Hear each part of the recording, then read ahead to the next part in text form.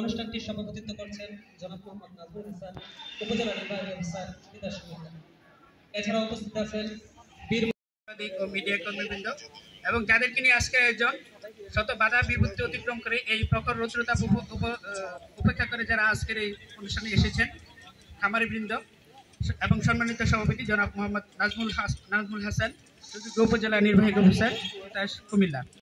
বাংলা পরনির্ভরশীল না হয়ে স্বাধীন জাতি হিসেবে মাথা তুলে দাঁড়াবে, তাই তিনি অনুধাবন করেছিলেন সুস্থ ও মেধাবী জাতি গঠনে খাদ্য ও পুষ্টি নিরাপত্তা নিশ্চিত করতে হবে।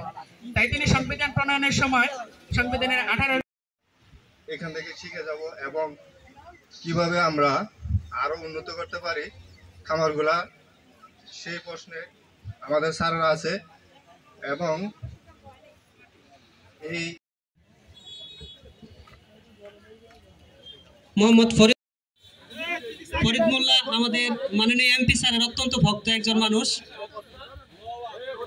সে আজকে সকাল থেকে বেশ কয়েকবার এমপি স্যারের কথা বলেছে, আমার দপ্তরে বারবার গিয়েছে স্যার।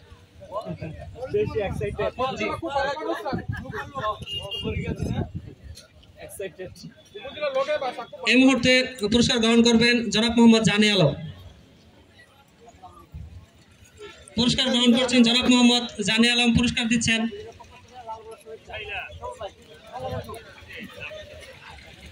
বক্তৃতা রাখার জন্য। বক্তৃতা রাখবেন জনাব মোহাম্মদ আব্দুল সাবুর স্যার।